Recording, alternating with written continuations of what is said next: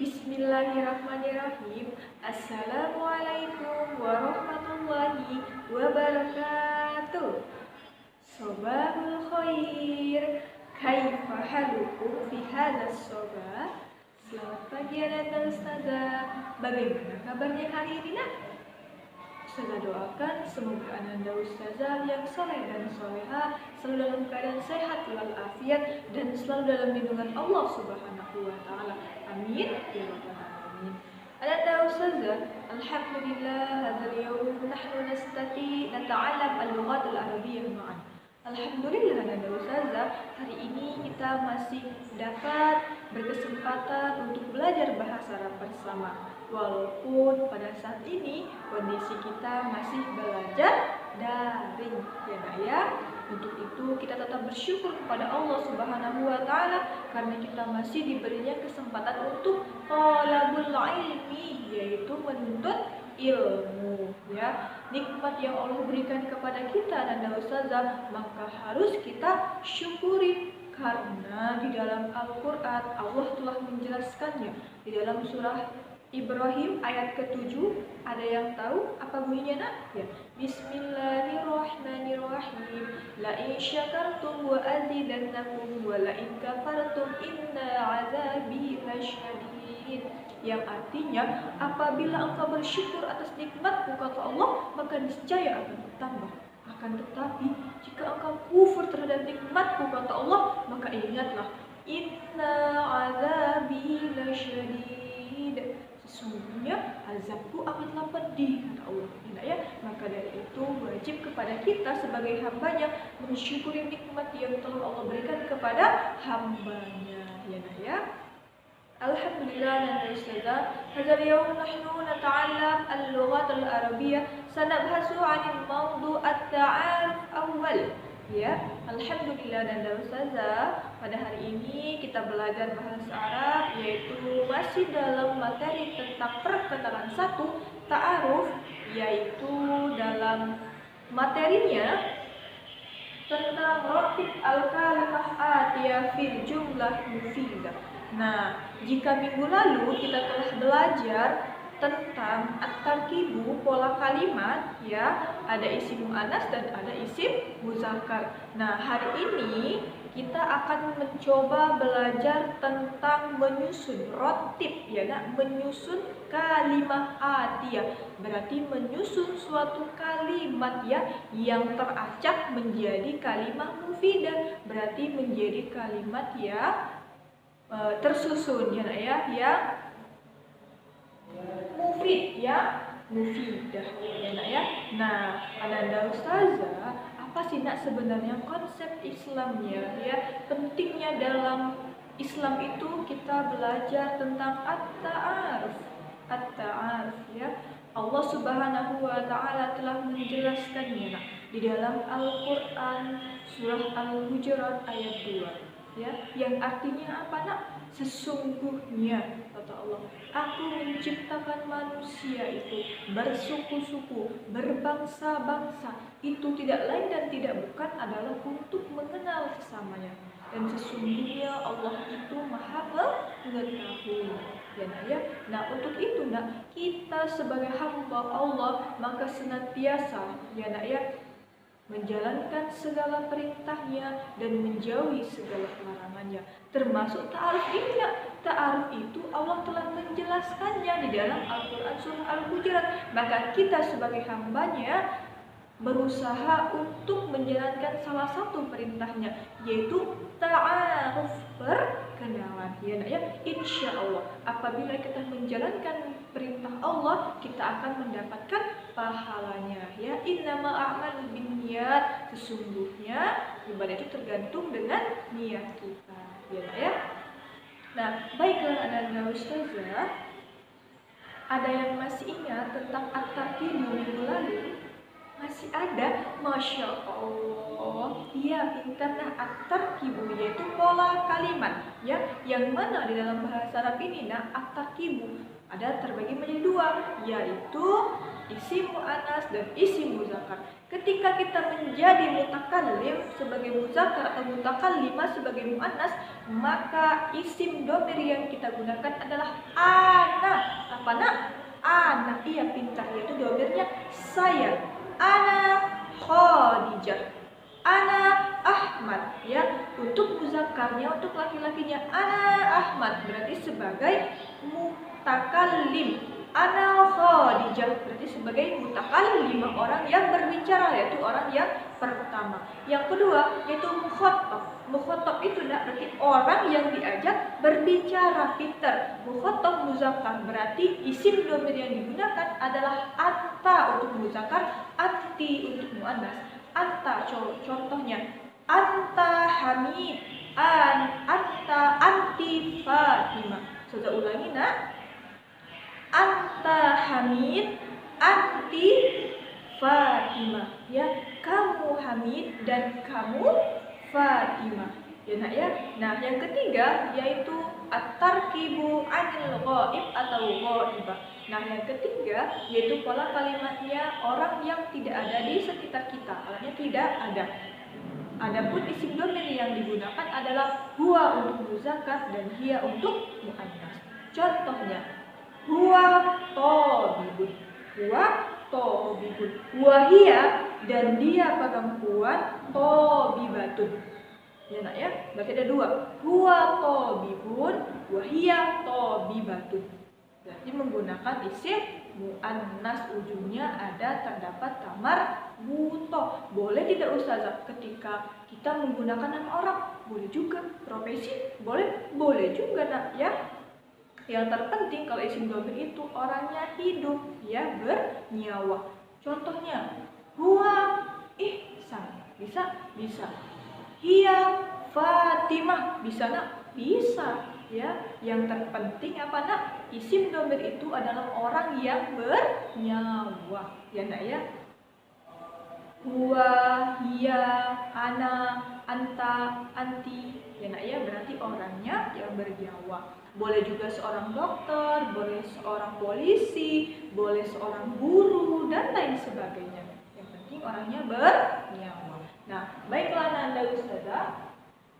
Hayya nafta dirasatana fi hadzal soba bi qiraati basmalah. Mari kita buka pembelajaran kita ini nak dengan mengucapkan basmalah. Bismillahirrahmanirrahim.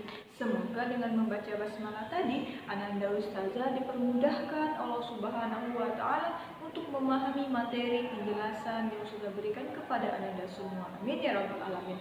Nah, baiklah Ananda, yang pertama kita mulai ya nak ya.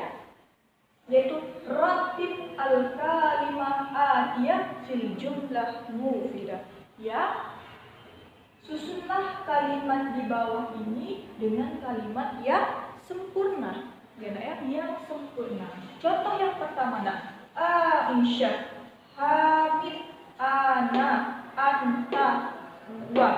Ya, bagaimana ini kan dia masih teracak nih nak. Ya, kalimatnya acak. Aisyah berarti seorang Aisyah, Hamid seorang Hamid, ana yang berarti saya, anti yang berarti kamu perempuan, dan wa yang berarti dan. Ya nak ya.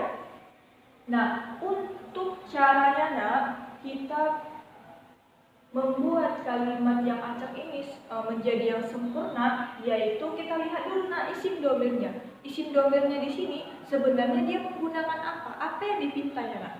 Nah, kita lihat nah, yang pertama dia membutuhkan ana, ya, atau anti. Nah, kalau ana dia kan selalu bisa untuk muannas dan muzakkar, ya. Muannas dan muzakkar itu semuanya sama, menggunakan domir ana. Nah, berarti yang paling terpenting kita lihat dulu yang kedua. Ya, ini yang pertama, ini yang kedua. Kita lihat yang keduanya. Yang keduanya ini berarti dia minta anti. Kita lihat lagi, yang kita lihat.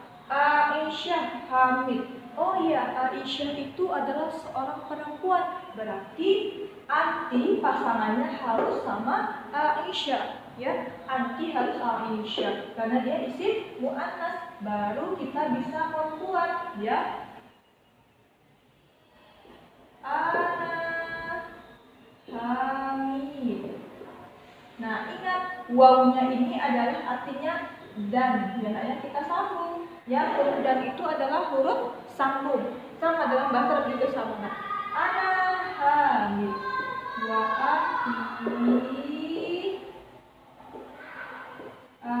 ini satu. Nah, seperti itu ya nak. Ana hamid wa anti Aisyah. Domir yang digunakan adalah domir ana dan anti.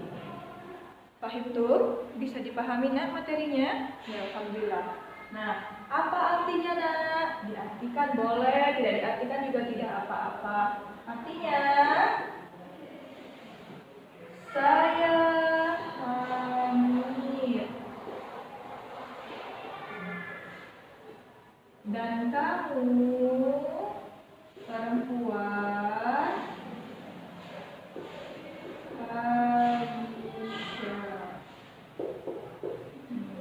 artinya ya nak.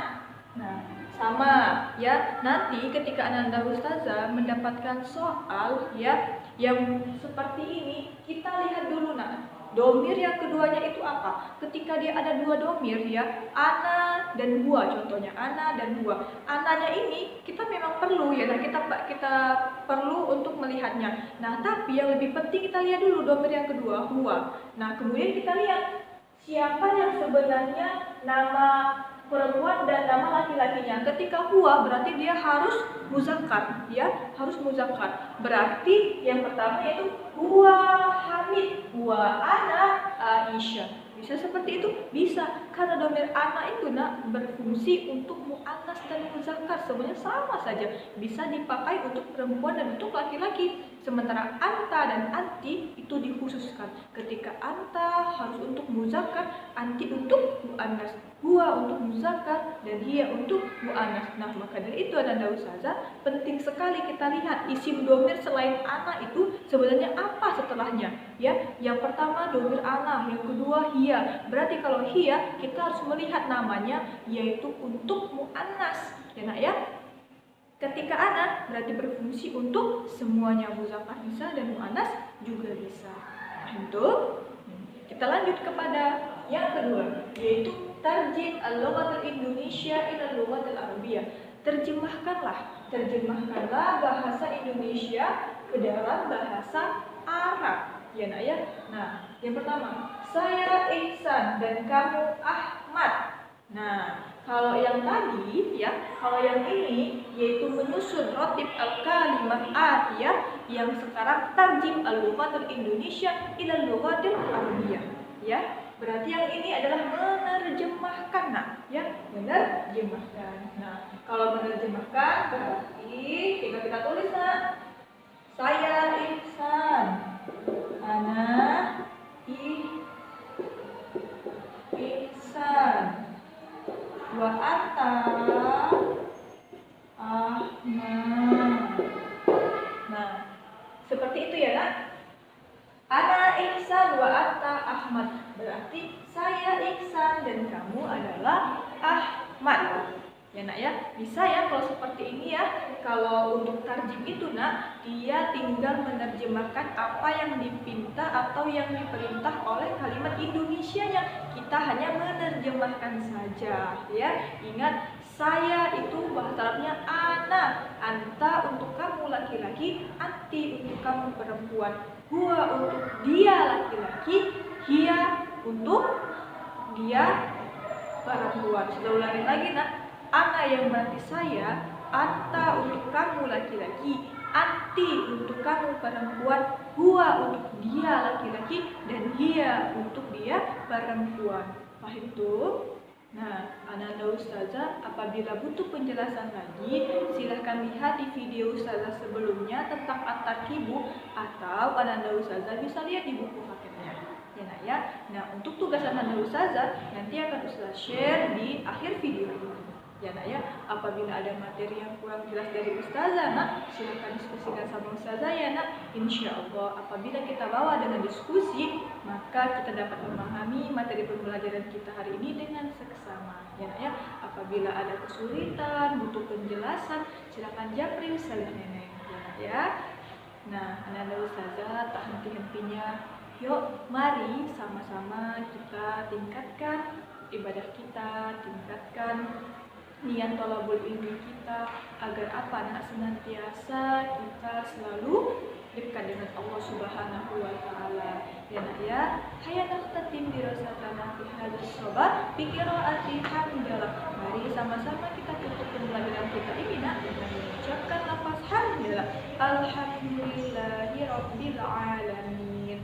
Nah, Ananda Ustazah, jangan lupa ya nak, bahasa Arab, kosakatanya ya itu digunakan dalam kehidupan sehari-hari. Kenapa nak? Karena al-lughatul arabiyyah hiya lughatul jannah. Karena bahasa Arab itu nak adalah bahasanya syurga. Ya nak yang mantakala biniyatil ibadah. Jadi siapa yang menggunakan bahasa Arab maka insya Allah dihitungkan dengan ibadah. Karena apa nak? Di dalam hadis At-Tirmizi yang diriwayatkan oleh Ibnu Mas'ud, Rasulullah Shallallahu Alaihi Wasallam bersabda, ya nak ya, bahwasanya kata Allah, bahwasanya barang siapa yang membaca dari kitabku Al-Quran, maka setiap satu hurufnya akan kuberi dia 10 kali ganjaran kebaikan. Ya, aku tidak mengatakan bahwa alif lam mim itu satu huruf, tidak, bahwasanya alif satu huruf, lam satu huruf, dan mim satu huruf, maka setiap satu huruf itu 10. Nah, Ananda Ustazah bayangkan apabila kita ya sebagai hamba Allah menggunakan bahasa Arab, setiap perkataan kita kullayaum natakalam al-lughat al-arabiyyah, insyaallah ya, apabila kita dalam keseharian kita kita berbicara bahasa Arab ya, di dalamnya itu terdapat huruf-huruf hijaiyah, maka insyaallah setiap perkataan kita itu, setiap hurufnya saja, maka akan Allah beri kita 10 kali ganjaran kebaikan ya. Kita bilang diri kita saya, ana ya, alif nun alif, berarti di situ ada 3 huruf hijaiyah, maka insya Allah ketika kita bilang diri kita ana, nah mendapatkan 30 kali ganjaran kebaikan, insya Allah. Innama amalu binniyat ya nak ya. Baiklah Ananda Ustazah, summa salam, assalamualaikum warahmatullahi wabarakatuh. Al-an tafaddalu antum jami'an iftahu kutubakum as-safha saminah. Ananda Ustazah yang soleh dan soleha, sekarang silakan buka bukunya nak, halaman 8. Nah, di sini tugas Ananda Ustazah, silakan Ananda Ustazah menyusun kalimat yang teracak menjadi kalimat yang sempurna.